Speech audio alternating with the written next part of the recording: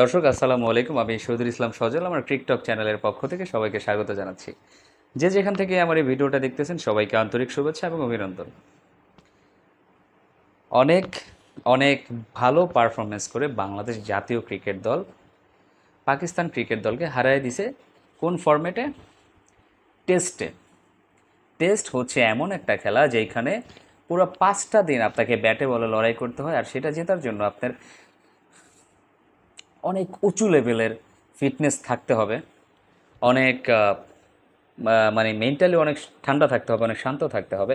তো এত বড় একটা মারপ্যাচের খেলায় আমরা কিন্তু পাকিস্তানকে হারিয়ে দিয়েছি।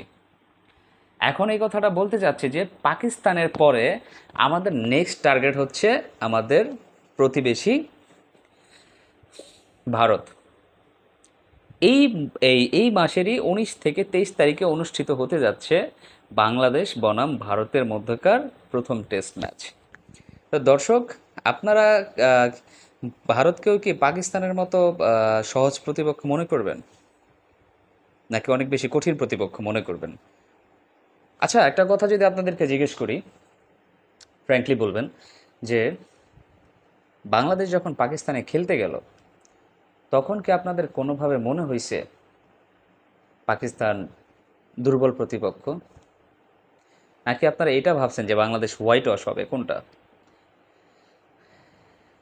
আমাকে যদি জিজ্ঞেস করেন, আমার কাছে মনে হয়েছে বাংলাদেশ কম্পিট করবে, বাট এইভাবে যে পাকিস্তানের এগেনস্টে 2-0 সিরিজটা জিতবে কোনোদিনও চিন্তা করি নাই, কোনো দিনও না, কোণাক্ষরেও না। তো এখন কথা হচ্ছে, বাংলাদেশ কি ভারতকে হারাতে পারবে, নাকি বাংলাদেশ ভারতের কাছে নাজেহাল হয়ে বাংলাদেশে ফিরে আসবে? কোনটা? ভারতকে হারাতে হলে বাংলাদেশের কি করতে হবে, কি মনে হয় দর্শক আপনাদের? আপনারা যদি সবসময় আমার কাছে যেটা মনে হয়, আপনারা যদি খেয়াল করে থাকেন, ভারত সবসময় প্রতিপক্ষের জন্য স্পিন ট্র্যাক তৈরি করে। মাথায় রাখবেন বিষয়টা। ভারত সবসময় বাংলাদেশের জন্য প্রতিপক্ষের জন্য স্পিন ট্র্যাক তৈরি করে। সেই প্রতিপক্ষগুলো কারা সেটা চিন্তা করতে হবে। Australia, England, New Zealand, South Africa, মোদ্দা কথা সাউথ এশিয়ার বাহিরে যে টিমগুলো আছে, এশিয়ার বাহিরে, তাদের জন্য ইন্ডিয়া অলওয়েজ স্পিন ট্র্যাক তৈরি করে। কিন্তু খেলাটা যদি হয় বাংলাদেশের এগেনস্টে, সেই ক্ষেত্রে কি ইন্ডিয়া চাইবে স্পিন দিয়ে বাংলাদেশকে ধসানোর জন্য? আমার কাছে মনে হয় না এই সিদ্ধান্তটা ইন্ডিয়া করবে। আমার কাছে মনে হয় ইন্ডিয়া বাংলাদেশকে তাদের পেস অ্যাটাকটা দিয়েই দমন করতে চাইবে। তো সেই ক্ষেত্রে বাংলাদেশের শুধুমাত্র স্পিনের দিকে পড়ে না থেকে পেসের দিকেই আগানো দরকার। তাদের কোন কোন বোলার দিয়ে তারা বা স্কোয়াড সাজাতে পারে সেটার অবশ্যই একটা স্পষ্ট ধারণা আমার কাছে মনে হয় বিসিবির কাছে আছে। যারা বিসিবির অ্যানালাইসিস্ট আছেন তারাও এর থেকে অনেক ভালো বলতে পারবেন, কারণ টেস্টে সচরাচর খেলেন মোহাম্মদ সামি, জাসপ্রীত বুমরা, এখন খেলতে পারেন আর্শদীপ সিং, কিংবা আরও যারাই আছেন তাদের সম্পর্কে মোটামুটি বাংলাদেশের সিলেবাস একটা আছে, সেই সিলেবাসটা করতে হবে। কিন্তু মোট কথা হচ্ছে স্পিনটা বাদ দিয়ে পেসটাকেই আপনাদের বেশি গুরুত্ব দিতে হবে, যেহেতু ভারত আপনাদের জন্য ট্র্যাকটা ওইভাবেই সাজাবে যাতে পেসাররা সুবিধা পায়।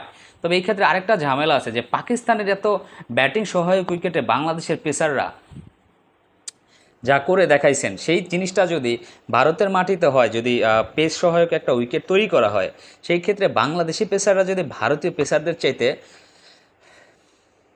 বেশি সুবিধা আদায় করে নেয়, তাহলে কিন্তু ভারত বিপদে কিন্তু ভারতই পড়বে।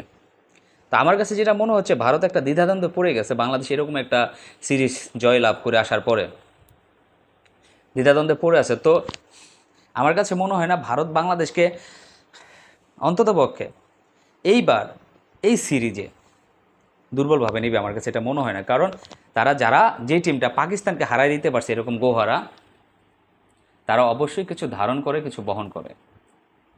তো ইন্ডিয়াকে হারাইতে হইলে ফার্স্ট অফ অল বাংলাদেশকে মানসিকভাবে শক্তিশালী হতে হবে। সেকেন্ডলি, নিজেদের উপর বিশ্বাস রাখতে হবে।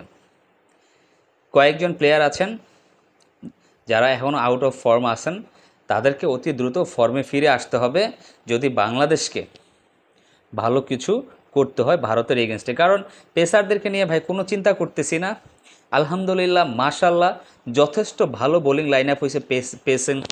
পেসের যে গ্রুপটা আছে, এখন তো প্রতিযোগিতায় লেগে গেছে কাকে রেখে কাকে খেলাবেন, নাকি 4জন পেসার নিয়েই খেলবেন ভারতের এগেনস্টে। আমার কাছে মনে হয় ভারতের এগেনস্টে 4জন পেসার নিয়ে নামাটাই যুক্তিযুক্ত হবে।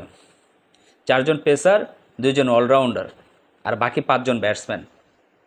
এখন আপনারা চিন্তা করেন কাকে কাকে খেলাবেন। 4জন পেসারের নাম আমি বলে দিচ্ছি।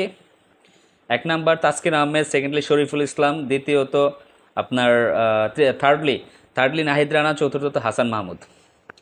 এই 4জন পেসার আপনারা নিয়ে খেলেন। আর অলরাউন্ডার কাতার স্পিন 2জনই, সাকিব আল হাসান, মেহেদী হাসান মিরাজ। ভাই বিশ্বাস করেন, আপনারা যদি রেজাল্ট না পান তারপরে বলবেন এই 6জন বোলার আপনারা খেলান আর বাকি 5জন ব্যাটসম্যান নেন, আপনারা নিঃসন্দেহে একটা না একটা রেজাল্ট পাবেন। সেটা যদি হেরেও যান, অনেক বাজেভাবে হারবেন না, এটা আমি গ্যারান্টি দিয়ে দিচ্ছি, আপনারা হারবেন না। আমার এই ভিডিওটা দেখেন, এই কথাগুলো যদি একটু রাখেন, এই 6জন কম্বিনেশন করে একটা গ্রুপ তৈরি করেন, আপনারা অবশ্যই ভালো রেজাল্ট আপনারা পাবেন। অন্যদিকে এটা চিন্তা করে যাবেন যে ভারত, তো সুবিধাটা 2 দিকে পাচ্ছেন। ভারত স্পিন ট্র্যাক করলে আপনারা 2জন স্পেশালিস্ট স্পিনার আছেন, সেই ক্ষেত্রে মমিনুল ইসলামকেও তো স্পিন করাইতে পারবেন। তারপরে আপনার অন্য যারা ব্যাটসম্যান আছেন মাঝে মধ্যে অফ স্পিন করেন, এদেরকে দিয়ে করাইতে পারবেন, কোনো সমস্যা হবে বলে আমার কাছে মনে হয় না। তো এটাই মাথায় রেখে আপনারা যখন ভারতে খেলতে যাবেন, ভারতকে চাপে ফেলার জন্য হলেও দলে আপনারা 4জন পেসার রাখতে হবে। 4জন পেসার, 2জন স্পিনার, বাকি 5জন ব্যাটসম্যান। স্পিনার বলতে 2জন স্পিন অলরাউন্ডার, আমি তো নাম বলেই দিলাম, আপনার মেহেদী হাসান মিরাজ, সাকিব আল হাসান। আমার কাছে মনে হয় এই 2টা জিনিসই যথেষ্ট হবে ভারতকে চাপে রাখার জন্য। আমি বলতেছি না ভারতকে হারাতেই পারবেন এই টিম কম্বিনেশনে, তবে এই টিমটা যদি নিয়ে আপনারা যান, এইভাবে যদি টিম সাজায় যান, ভারতকে অনেক বেশি চাপে রাখা পসিবল হবে। তো দর্শক, আপনারা যারা আমার এই ভিডিওটা দেখলেন, তাদের কাছে কী মনে হয় ভারতকে হারাতে হলে বাংলাদেশের কী শস্ত্র নিয়ে যাওয়া উচিত, কোন গেম প্ল্যানিংয়ে খেলা উচিত, কিংবা ভারতকে কি বাংলাদেশ হারাতে পারবে নাকি পারবে না, সেই জিনিসগুলো অবশ্যই আমার এই ভিডিওটাতে কমেন্টস করে সবাই জানাবেন। সবাই ভালো থাকবেন, সুস্থ থাকবেন। আসসালামু আলাইকুম।